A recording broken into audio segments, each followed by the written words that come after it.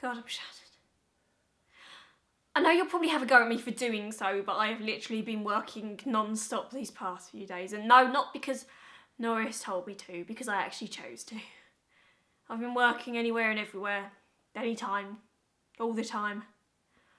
I know you'll moan, but I've only done it to keep my mind off of all the things.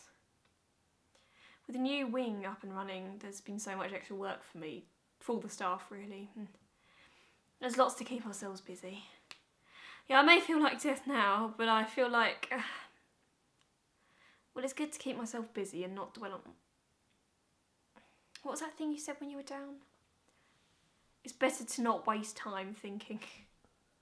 Well, I can safely say that I haven't spent any of my time thinking, even though if I wanted to, there would be lots for me to think about. I have no desire to talk about what's happened over the last week or so anymore, so... Who's that? Can't be Norris, she usually knocks with her voice. Coming.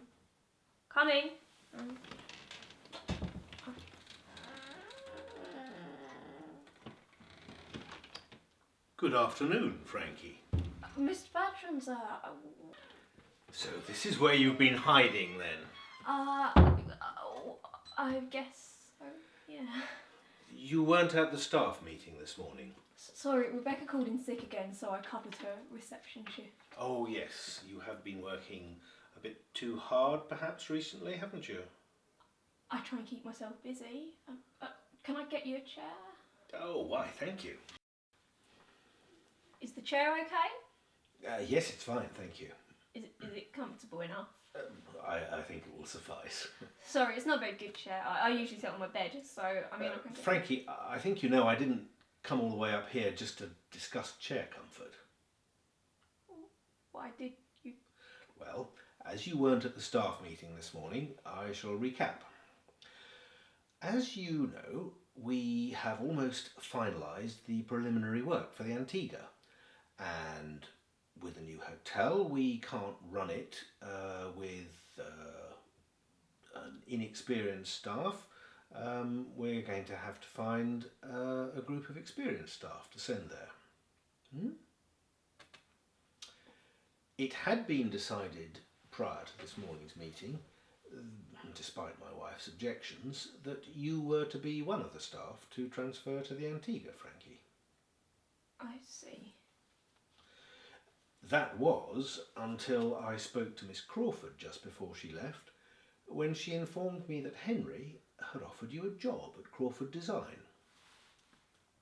She then continued, regrettably, to inform me that you had managed to turn down this incredibly gracious offer. Would I be correct in believing this?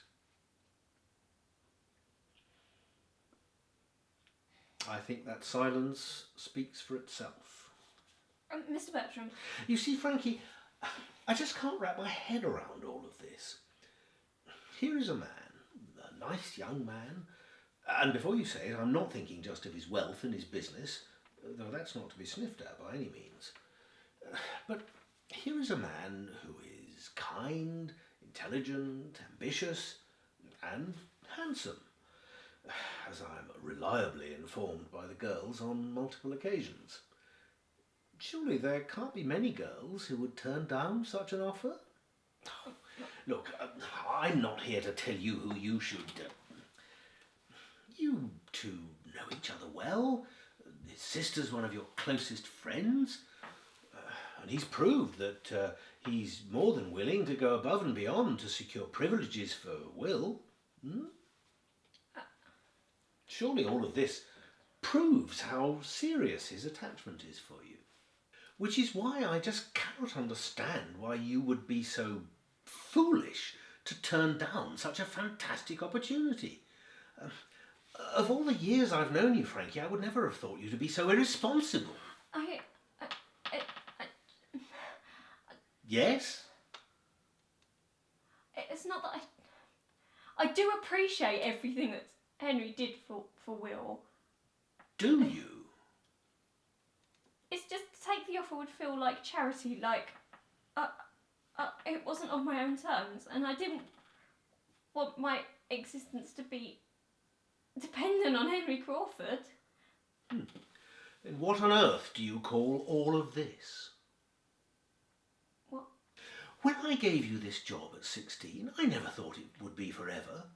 But it seems you're content in your blissful selfishness to stay here, let us keep a roof over your head till the end of time.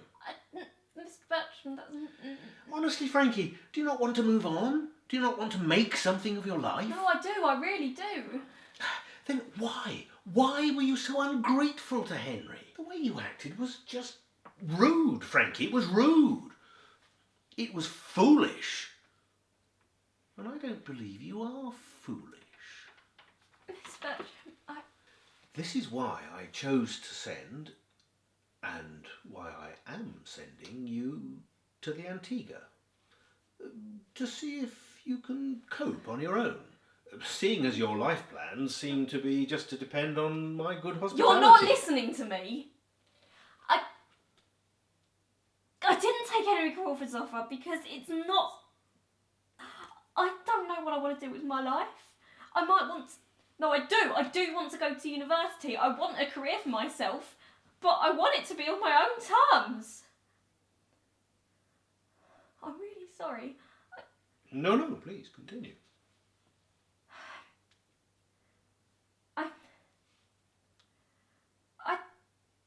I'm so grateful for everything that you've done for me. And I never meant for it to seem that I was loafing off of you. I never stayed out of idleness. I only stayed out of loyalty to you and to this place. I've not been happy at Mansfield for a while. And maybe it is time that I left. I need to turn over a new leaf. But I need to do it on my own terms. I see. Will you take the job at the Antigua? I don't know.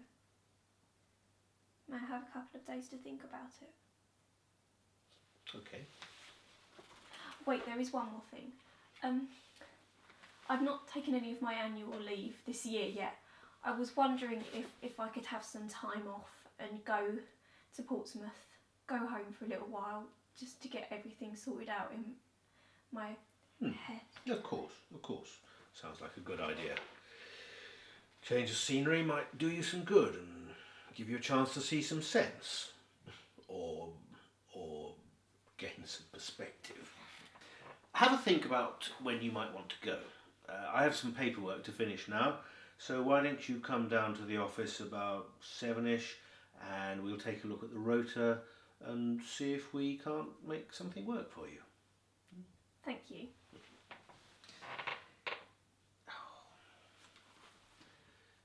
You've had an unfortunate lot in life, but I've always had a great fondness for you, Frankie.